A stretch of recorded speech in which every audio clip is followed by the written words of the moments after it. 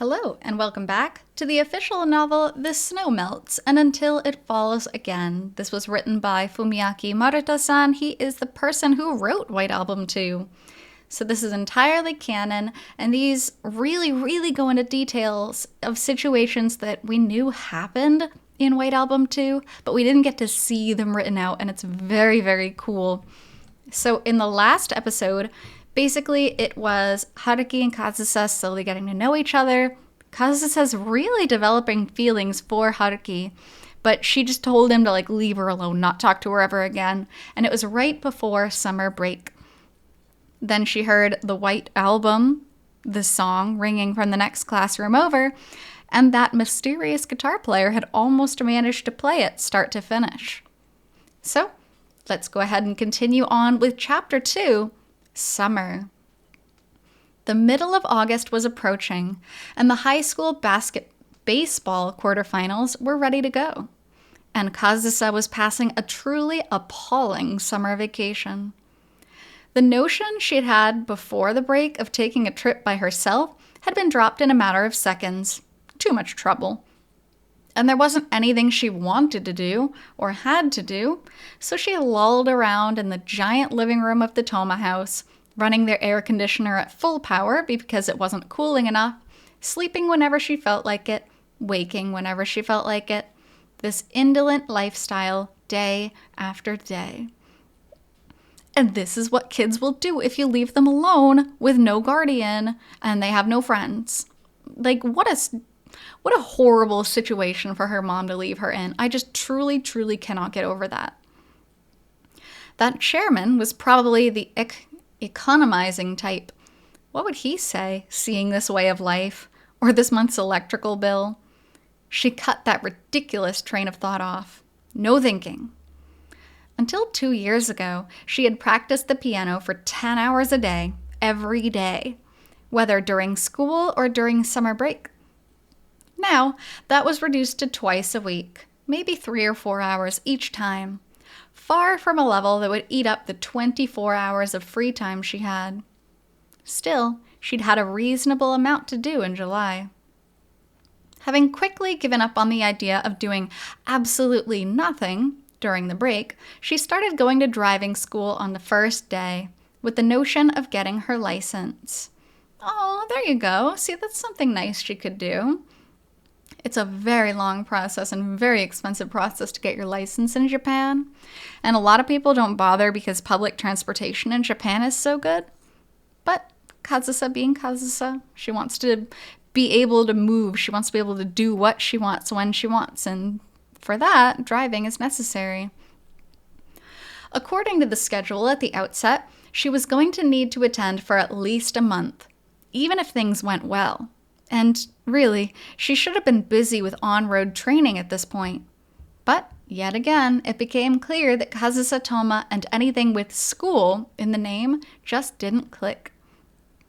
With her strong innate sense, she was able to handle, before breakfast, the lessons that most people could clear, and she cleared with every practice session in one go as well.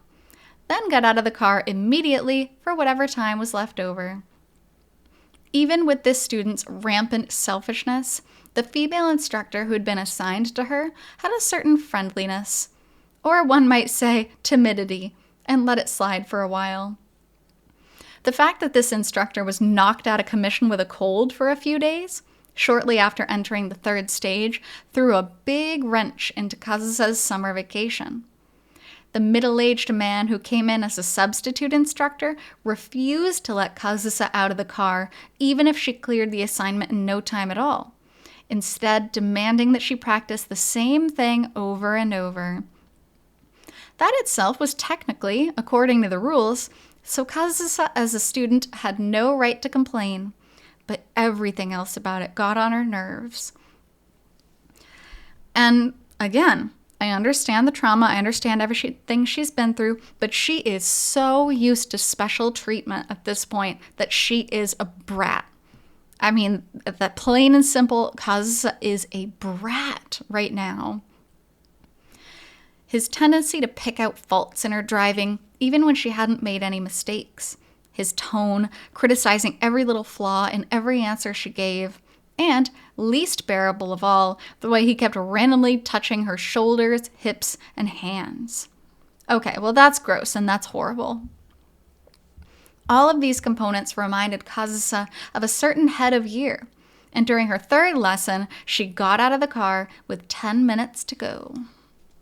I can't blame her. There may or may not have been an instructor nearly passed out from agony in the passenger's seat, clutching a certain area of his anatomy. Wow, very violent. Not good. I'm surprised she doesn't go to jail or at least get into trouble with the police. But regardless, she naturally did not receive her certificate of completion, and Kazusa never returned to that driving school again. And yet, she now held a brand new driver's license. Because 1 week later, she had managed to pass the exam in one try, simply through independent study and practice. See, if she could put her mind to the things, she can do it. She's not dumb, she's not hopeless, she just doesn't try. Setting aside practical skill, what would that pedantic chairman have said if he knew that she had scored 90 points in the subject after one try? She allowed herself to find some satisfaction in the notion. Kazusa knew. She knew that she was capable of anything if she was of a mind to do it, aside from the piano that her mother had abandoned. Guess I'll get going. Seeing by the wall clock that it was 3 p.m, Kazusa sat up from the sprawling living room floor and began taking off her loungewear. At 3 p.m. Poor girl, her life is in shambles. Her hip-length black hair was briefly hoisted up, and the moment her shirt was removed, it flowed down her naked back. Her ample breasts bounced out. Okay. I hate it when guys write like this, and I'm sorry, but it is only guys that write like this. Ample breasts bounced out. Are you kidding me? Oh my God. I mean, I like girls. It's not like I'm just weird about it. Just what? They don't bounce out. With no bra confining them, their slight imbalance with her slender body producing its own exquisite sort of balance. Then, stretching her naked body out taut, she walked to the corner of the room, picked some underwear out of the garments that sat folded there, and casually put them on. Of course, Kazusa had not set them there herself. It was the housekeeper who came in twice a week who had laundered them. Next, she took her uniform, which that same housekeeper had also cleaned, from its hanger on the wall, and this too she slipped casually onto her body. Looks hot. Now that she was nearly dressed, Kazusa looked at the sun-blasted world outside the window, narrowing her eyes slightly at its brightness.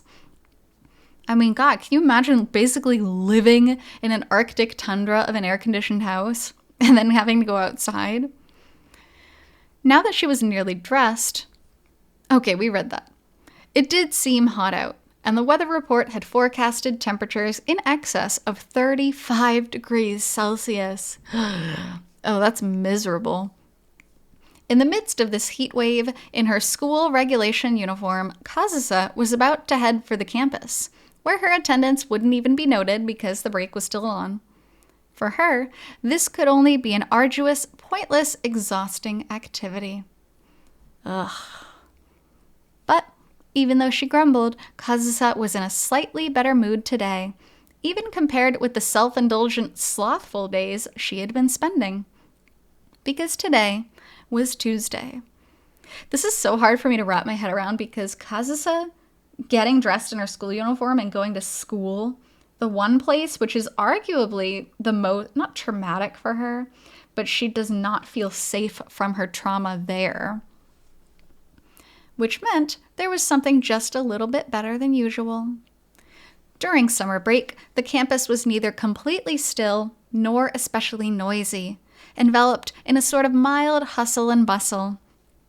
In the schoolyard, the zealously training members of the sports club were starting to call out in tired voices, about ready to knock off, while inside the building were enthusiastic voices, ready to move to the main event now that the air had started cooling a little. Kazusa, who had never in her life had anything to do with the sports club, quickly ducked into the main building before ascending the familiar stairs to the 3rd floor. I mean, given her body type, though, if she wanted to do sports, I'm sure Kazusa would do very well in them, although she was raised as a music girl.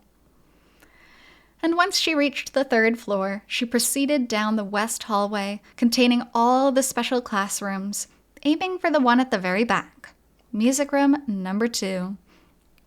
The fully open windows rendered the soundproofing completely meaningless, and the guitar, drums, and bass coming from the nearby music room number 1 were almost painfully loud. But Kazusa didn't react to this din, and after carefully checking her surroundings and confirming that she was the only one in the hallway, she unlocked the door to music room number 2 and quickly slipped in. Man, she even made sure she wasn't being seen after going in. You know, when you play through the game, you think, oh, Kazusa is just like this slightly mysterious girl that doesn't care about her image, whatever. She actually cares a lot. She actually puts a lot of effort into maintaining her image as this like rebellious, secretive, lonesome student. Like they say in Todokanai Koi, are you pretending to be lonely? Man. Her fluid series of motions didn't stop there. Now she set the lock again and turned on the lights in the dim room, its curtains shut even though it was daytime. The true identity of the master of music room number 2 had always been concealed in this way. The closed-off classroom was, as always, exceedingly humid, and within seconds she felt as though all the pores in her body had opened up at once. Kazusa picked up the AC remote controller, and just as she did at home with no concern for electric bills or the environment, she set the wind power to maximum, the temperature as low as it would go, and hit the switch. She is a frigid woman, huh? Then, finally, she followed through on her original purpose and sat down before the piano. Just as she had in the competition, she sank deeply into the bench, sticking out her backside, and stretched her spine out taut. Ooh, that makes me want to stretch out my own spine. Everybody do a quick posture check. However, she did not begin playing immediately. She set her fingers on the keys, stared into space, and listened to the performance in the next classroom over. She wasn't focusing her mind or waiting for her sweat to dry up. She was waiting for something else. 5:00 p.m., when the band practice next door was supposed to end. The drums being bashed hard enough to drown out all other sounds. The bass, modest but always stable in its sound. The somewhat narcissistic guitar. I mean, I wouldn't call her a music lover, but being a music person, it's interesting to listen to other people playing music. The inexperienced keyboard. And the female vocalist, well, she wasn't there today. She seemed to be skipping out constantly, actually. It was probably the Light Music Club, or a band that just came together out of people who were interested. They must be spending all of their time rehearsing, even throughout the summer break, in order to play at the Hojo High School Cultural Festival that was coming up that fall. That said, the fact that Kazusa still hadn't started playing wasn't because she wanted to avoid disrupting them, or to enjoy their sound. To Kazusa's ears, listening to a performance like this in the first place was a waste of time. It's not a waste of time. The thing about it is, when you're raised in such a strict music environment where you have to practice 10 hours a day, you have to be the best, you have to compete. Anything that isn't improvement is a waste of time. And that is such a dangerous mindset to be in. In other words, the fact that she hadn't started playing, the fact that she had bothered to take the time the train to come here in this heat, even though she had a very high-quality piano at home, was, in short, so that she could indulge in an even worse waste of time. As she had predicted, a few minutes after 5 on the classroom clock, the performance next door stopped. Here we go. And Kazusa's piano started up quietly, covering over the lingering notes, softly and slowly at first, as a trial run. Nonchalantly, so that as far as the people next door and the sports club members outside could tell, she'd been playing for a little while already, just drowned out by the sounds of the band. Kazusa knew. She knew that Tuesday and Thursday afternoons were their rehearsal times. The light music club, or this band that came together out of shared interest. These members of moderate skill levels got together, practiced for 2 hours from 3 to 5, tidied up as necessary, and left the classroom around 5:30. And then, goddamn shitty guitar player. The guitar part from Stairway to Heaven floated in on the wind, weaving its way through the gaps between the piano's notes. Yes, Kazusa knew. I love that they always throw the song titles in there too. Stairway to Heaven now. Like, Haruki's jamming to some Led Zeppelin over there. That's so funny. And it's probably way above his skill level thinking about it, especially the solo. Or rather, she had recently deduced the rule behind it. That on Tuesday and Thursday afternoons, after the band's rehearsal ended, Guitar Boy began his own practice session. That is so funny too, because Guitar Boy, you know that Kazusa's mom, way later on in the story, actually calls him Guitar-kun, because his name, like Kitahara, is Kita, which sounds like Gita, which is guitar in Japanese. So both her and her mom actually call him that. The one behind the sound was probably a member of that band, but she never heard tones like this within the group rehearsal. In the band, the guitar could get a little carried away, but it was at a relatively listenable level, a different rank from this guitar at least. In other words, Guitar Boy here must be the second guitar, a spare, an errand boy, a handyman.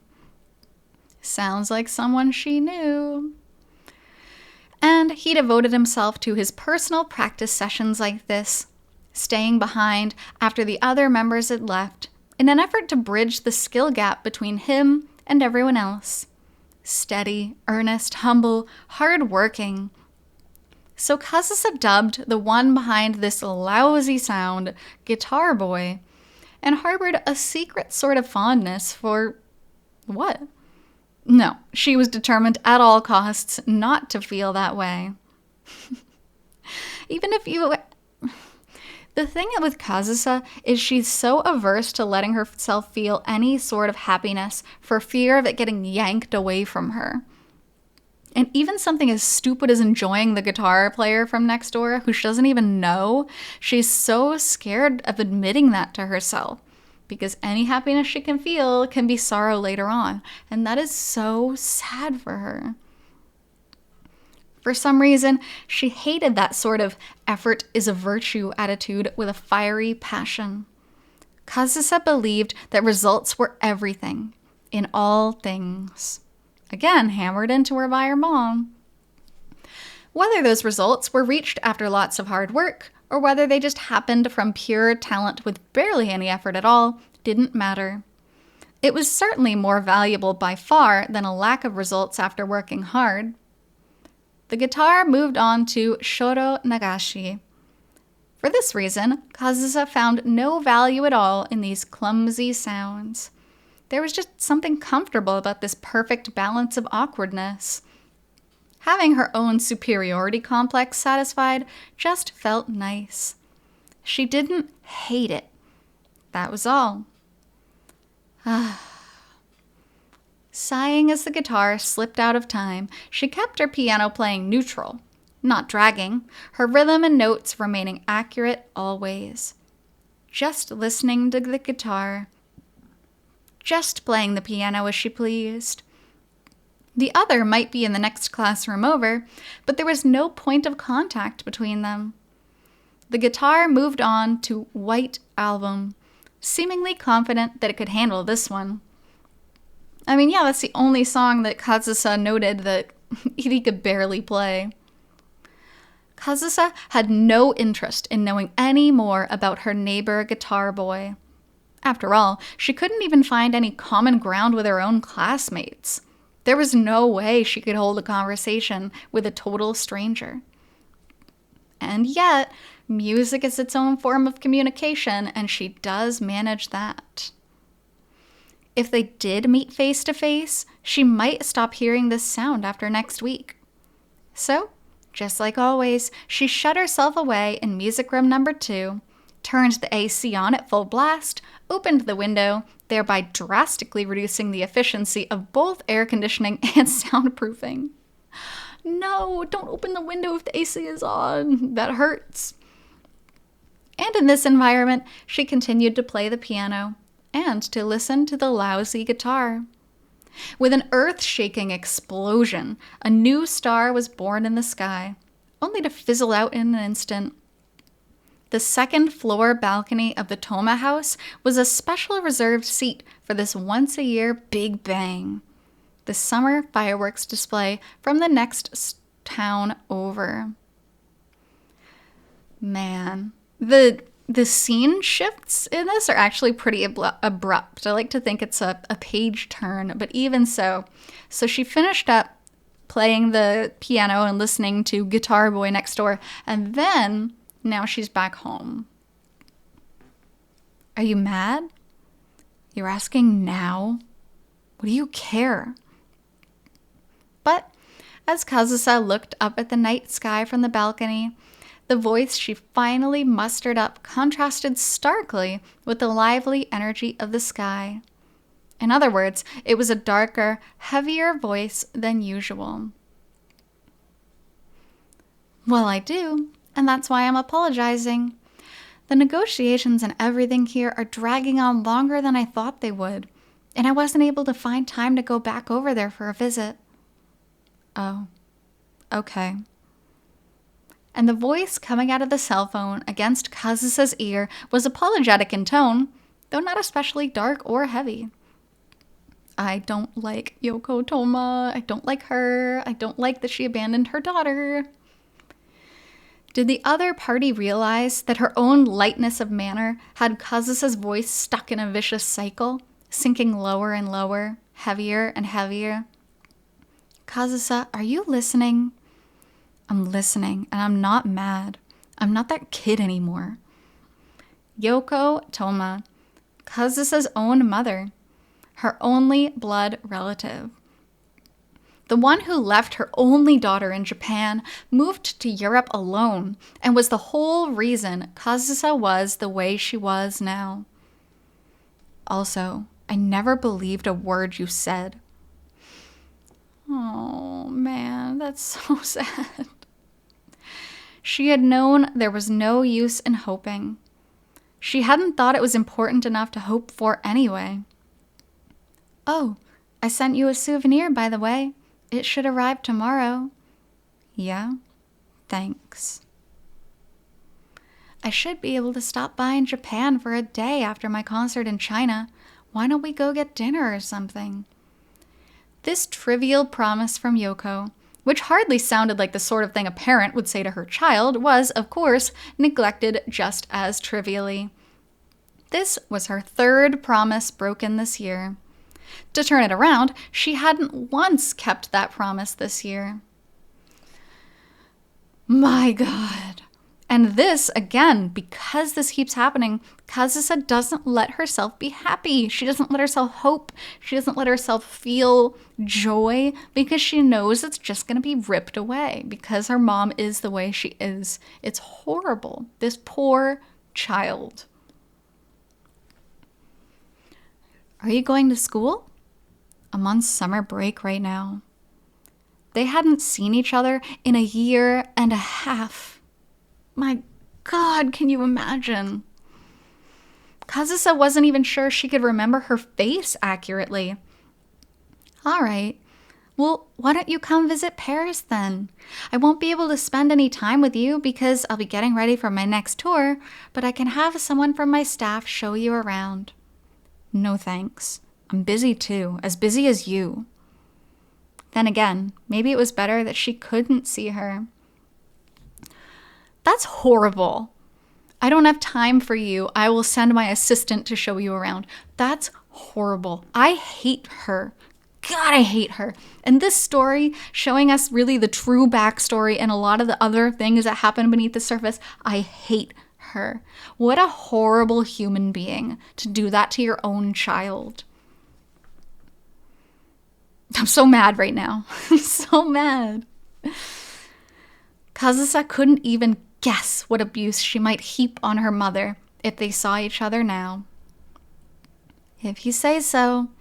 Well, I'd better go. Looks like we've finally started boarding. Okay, bye. Oh, but Kazusa. At the same moment that the 10-burst finale split the sky, Kazusa's cell phone shattered into shards, having been flung hard against the balcony. But she didn't care if it was broken. The only person who called this phone was the one who had just skipped out on a promise and wouldn't be coming back to Japan for who knew how long. Kazusa's profile, lit by the gleam of the fireworks in the wide-open sky, diverged in a number of regards from the good mood of that afternoon. She hadn't gotten her hopes up. It hadn't been important enough to hope for.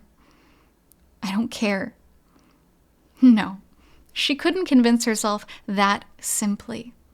The world still existed purely to hurt Kazusa.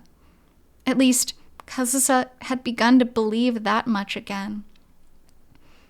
Even the terrible guitar playing twice a week. Even the fireworks that had brightly garnished the night sky until moments ago.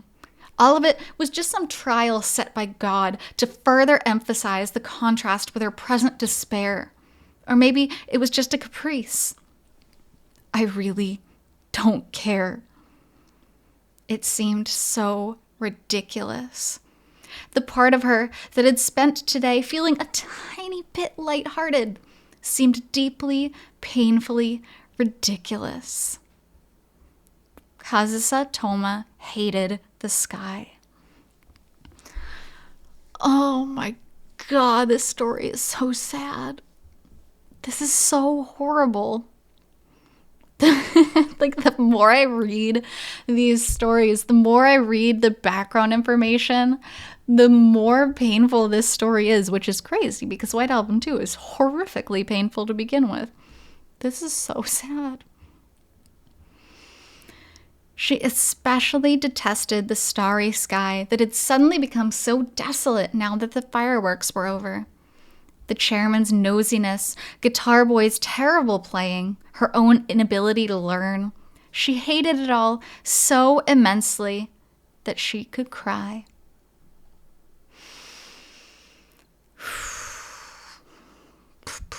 Poor Kazusa. Just that moment, you know, imagining her throwing her cell phone down and it shattering into a billion pieces because her mom, yet again, broke her promise to come see her. That's just the worst. It is the worst. Abandoning your daughter like that is the worst. I don't even know what else to say about it. I just hate it. I hate it so much. I can't wait until Kazusa begins feeling some semblance of joy again because this is just too much. So we're going to stop there. It was a very heavy part. So thanks so much for being here with me on this chapter of the official novel from White Album 2. And I'll be back to you with additional content shortly, hopefully cheerier content. So until then, hope you take care. See you.